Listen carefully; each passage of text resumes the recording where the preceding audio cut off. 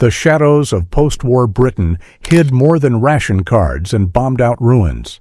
They birthed a cinema of smoke-filled rooms, desperate men, and women who walked the line between danger and desire. These weren't the polished noirs of Hollywood, but darker, grittier tales that history forgot. Tonight we unearth 14 British noir films from the 1940s you've likely never seen. 14. They Made Me a Fugitive, 1947. When this film first hit British cinemas, it shocked audiences with its raw, unflinching portrayal of post-war crime. Directed by Alberto Cavalcanti, They Made Me a Fugitive wasn't a polished studio product. It was a feverish descent into the criminal underworld, reflecting the black market culture that grew rampant in bomb-scarred London. Trevor Howard plays Clem Morgan, a disillusioned ex-RAF pilot who drifts into smuggling. At first, his rebellious streak seems almost noble, a man finding purpose in a world that had moved on without him. But when a job goes wrong, Clem is framed for murder, forced into the role of fugitive as he battles both police and ruthless gangsters. The public reception was divided. Some critics praised the boldness of Cavalcanti's direction, especially his haunting use of shadows in bombed-out cityscapes, which gave the film a ghostly realism. Others dismissed it as too sordid, a film that lingered on society's uglier corners at a time when Britain was trying desperately to rebuild. What elevates They Made Me a Fugitive into noir legend, however, is its unflinching cynicism.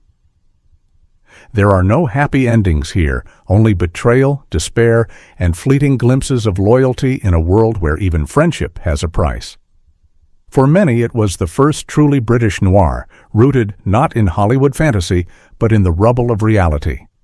It stands today as a reminder that sometimes the darkest stories are the most truthful.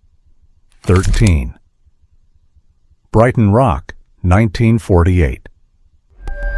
Few films capture the clash between innocence and corruption like Brighton Rock. Based on Graham Greene's 1938 novel, this adaptation catapulted Richard Attenborough into cinematic infamy with his chilling portrayal of Pinky Brown, a baby-faced gangster with a heart of ice. When the film premiered, critics were stunned. This wasn't the glamorous gangster of Hollywood lore. Pinky was a teenage sociopath, cruel, manipulative, and frighteningly believable.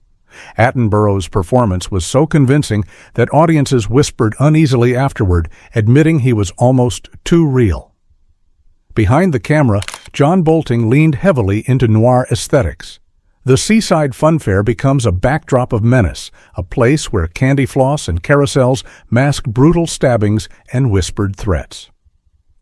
Brighton itself is a character, a city where bright lights cast longer shadows. Censors bristled at the violence and moral darkness, cutting down key moments that Greene himself believed were essential. Still, the film struck a nerve, revealing the fragility of post-war morality in a society desperate for stability.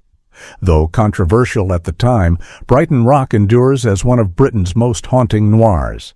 Its legacy lingers because it dares to show us how evil can wear the face of youth, smiling, charming, yet utterly merciless. 12. Odd Man Out, 1947. Carol Reed's Odd Man Out wasn't just a film, it was a cinematic confession of a wounded nation. James Mason stars as Johnny McQueen, a wounded IRA man on the run through the rain-soaked streets of Belfast. The story unfolds almost in real time, with Johnny drifting from one encounter to the next, bleeding and broken, while the city itself becomes a labyrinth of betrayal. At the box office, the film was an undeniable hit, praised internationally for Reed's masterful direction. Critics compared it to the great European tragedies, calling it a film noir by way of Shakespeare. The bleak streets and claustrophobic interiors are lit with stark contrast, echoing German expressionism while remaining distinctly British. But behind the accolades lay controversy. Some condemned the film for humanizing a political fugitive, accusing it of sympathizing with terrorists. Reed countered that it wasn't politics he filmed, but the universal tragedy of a man hunted, a man betrayed by fate, circumstance, and his own choices. Mason's performance is unforgettable. He speaks little, yet his eyes convey the crushing weight of a doomed existence. Scene after scene, Johnny searches for salvation, yet finds only betrayal, indifference, or pity. Odd Man Out endures not just as one of Britain's finest noirs, but as a meditation on mortality itself. In the shadows of war-torn Belfast, the line between criminal and victim dissolves, leaving us to question where justice truly lies. 11. It Always Rains on Sunday, 1947. When It Always Rains on Sunday premiered, critics immediately recognized it as something rare. A kitchen sink noir, drenched not in glamorous crime, but in the suffocating damp of everyday post-war London. Directed by Robert Hamer, it follows Rose Sandygate, played with aching subtlety by Googie Withers, a weary housewife whose humdrum life erupts when her fugitive former lover turns up at her East End home. Unlike the glossy American noirs that often dressed crime in stylish trench coats and neon lights, this film was grounded in the working-class grit of Britain's bombed-out neighborhoods. The rain doesn't just pour outside. It seeps into the very fabric of the film, becoming a metaphor for the unshakable weight of regret and compromise. Audiences at the time were unsettled. Here was a story not of faraway gangsters, but of their neighbors, their own streets, their own marriages.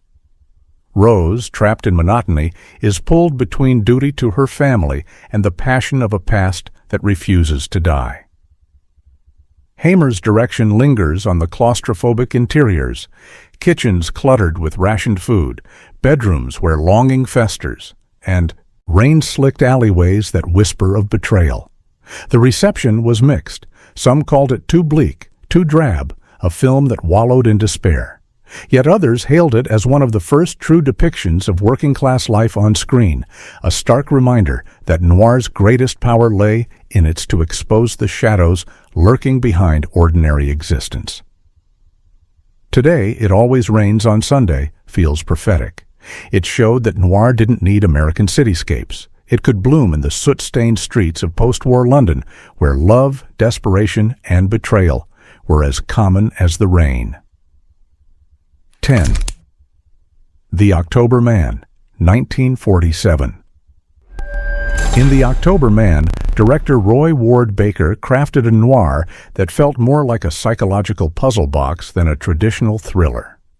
Eric Ambler, one of Britain's great spy novelists, penned the screenplay, and his fingerprints are everywhere: tension, paranoia, and the slippery ground between innocence and guilt. John Mills plays Jim Ackland, a man recovering from a traumatic brain injury after a bus accident that claimed a child's life.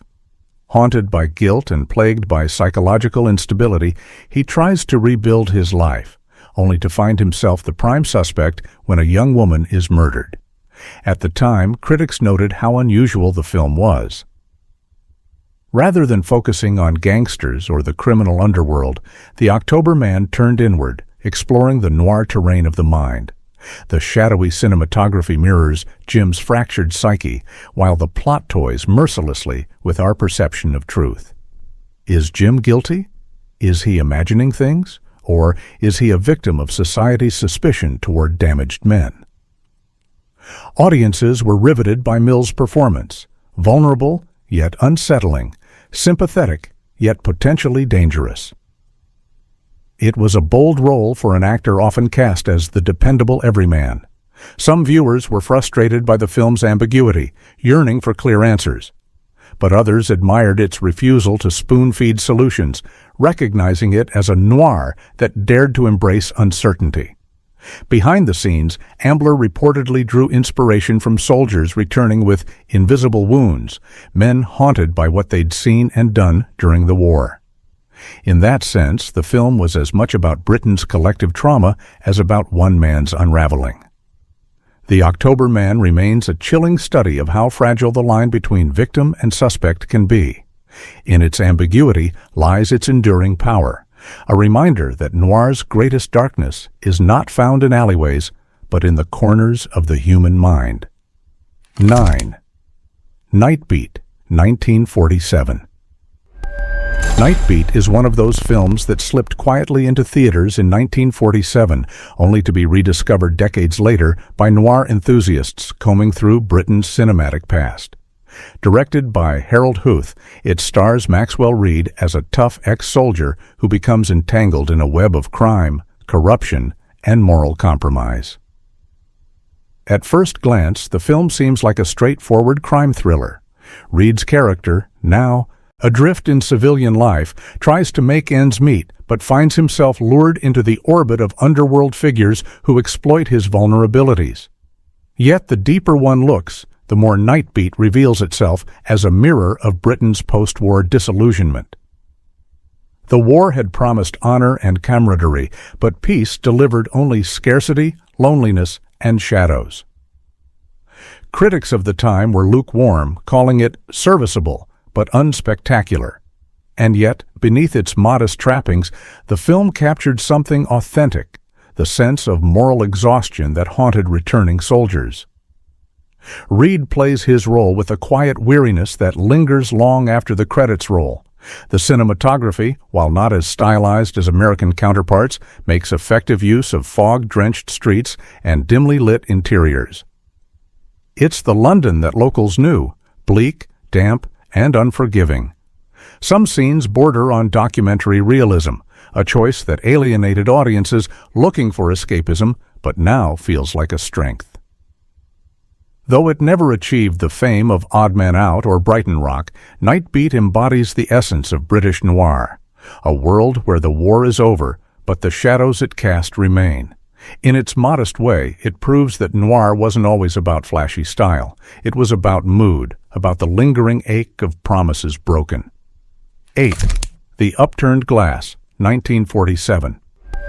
When audiences first saw The Upturned Glass, many expected a courtroom melodrama. What they got instead was a dark and twisted psychological noir.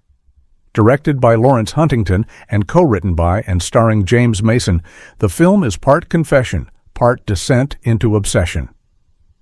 Mason plays Michael Joyce, a successful brain surgeon who appears composed and rational. Yet beneath his calm surface lurks a tormented man haunted by unfulfilled love and driven to murder.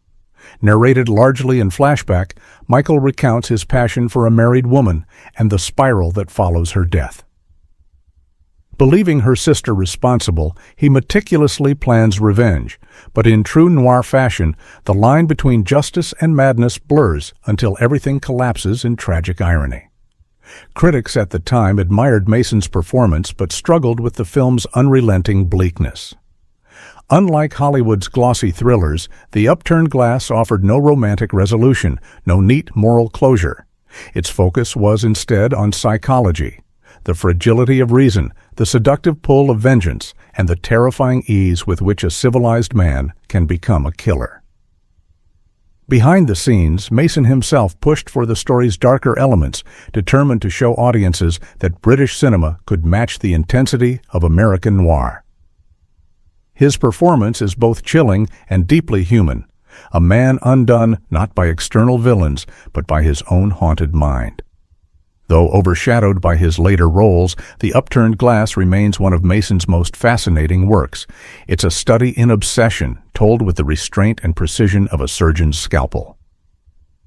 By the end, you're left wondering, was Michael Joyce a victim of passion, or was he always a murderer waiting to emerge? 7. My Brother's Keeper, 1948. Released at the tail end of the decade, My Brother's Keeper is a British noir that feels almost like a chase film, relentless, tense, and shadowed by moral ambiguity.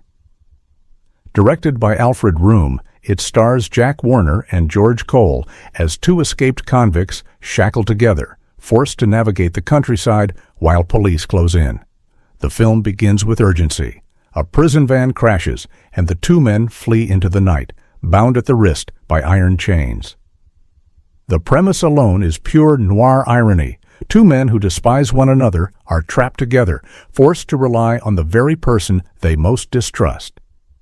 Their journey takes them through desolate landscapes and chance encounters with strangers, each one a test of loyalty, greed, and survival. Audiences found themselves both gripped and unsettled. The dynamic between the convicts reveals the thin line between brotherhood and betrayal. One is hardened and cynical, the other naive and desperate, yet both are trapped in the same downward spiral. Unlike American noirs that glamorized outlaw partnerships, My Brother's Keeper strips the romance from the fugitive life, leaving only hunger, exhaustion, and paranoia.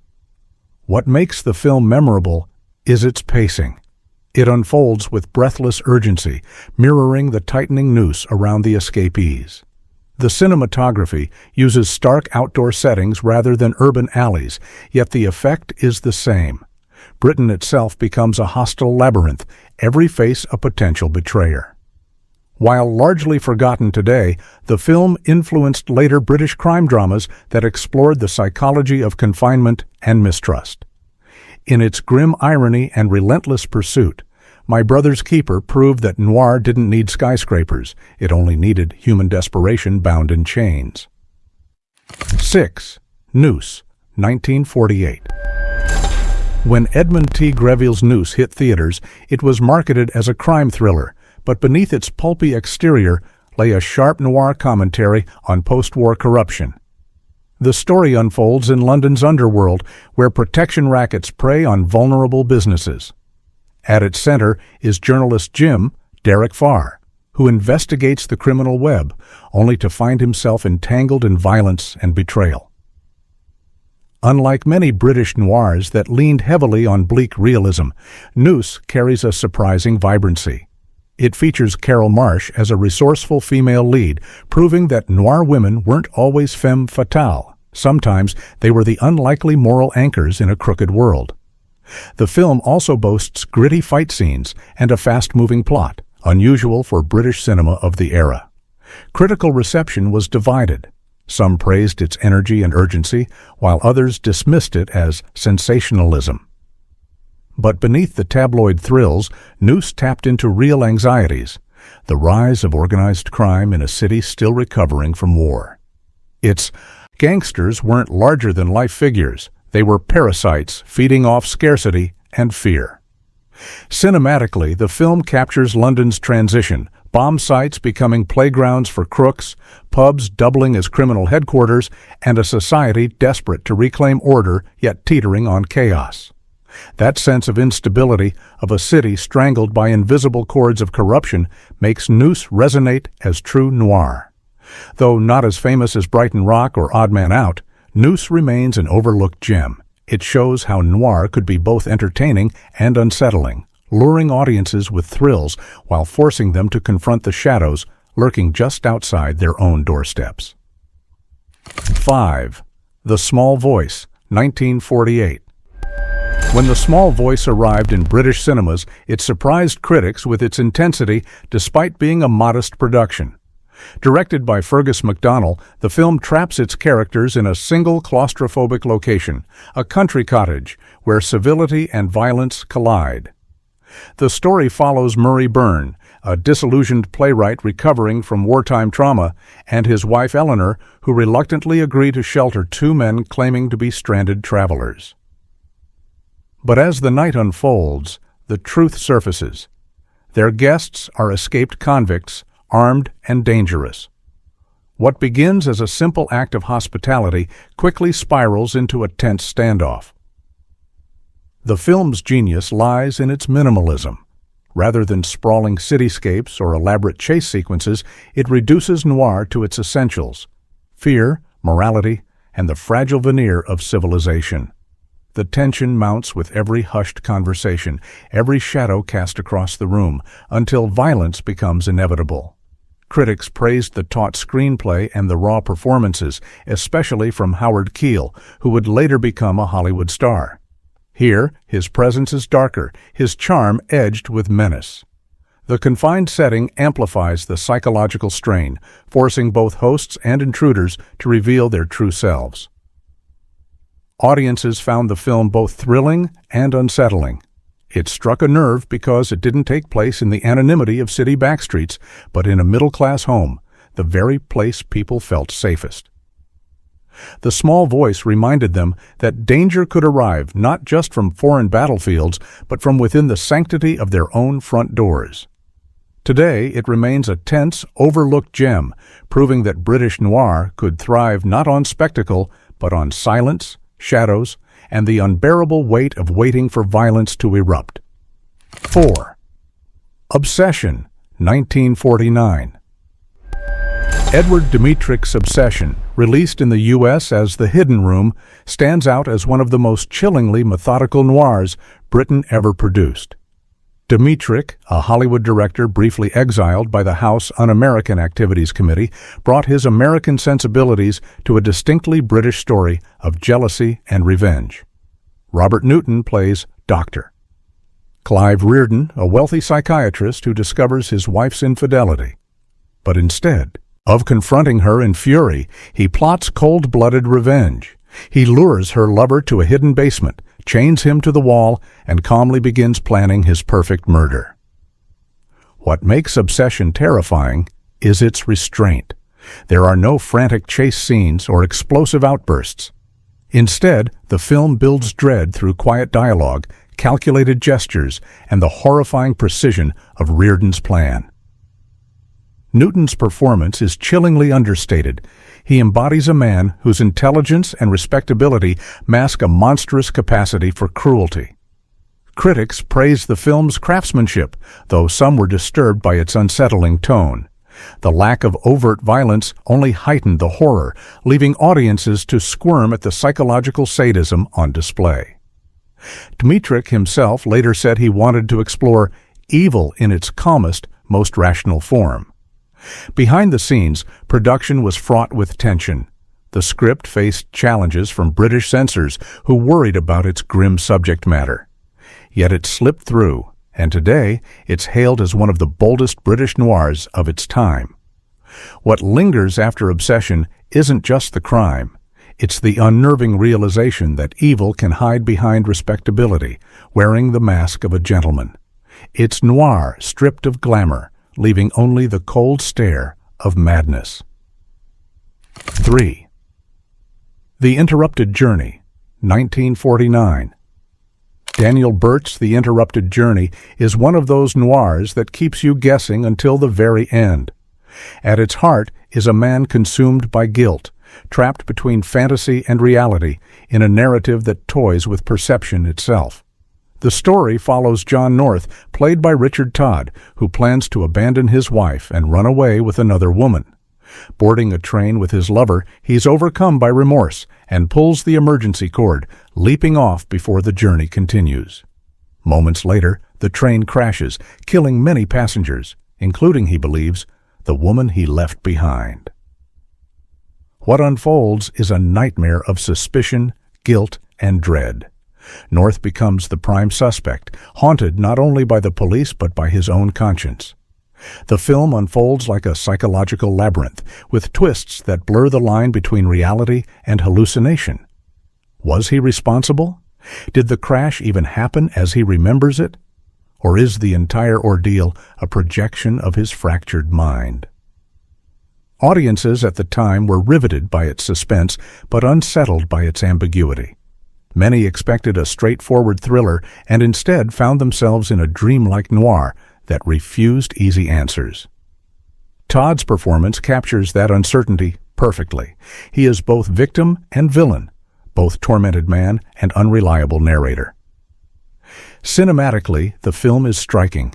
The use of trains, symbols of progress and inevitability, becomes a metaphor for fate itself, barreling forward no matter how desperately North tries to pull the brakes. The haunting imagery of wreckage and shadows lingers long after the credits. Though overshadowed by flashier noirs, The Interrupted Journey remains a fascinating study of guilt and perception. Its power lies not in answers, but in the disturbing questions it forces us to confront about memory, responsibility, and the crushing weight of regret. 2.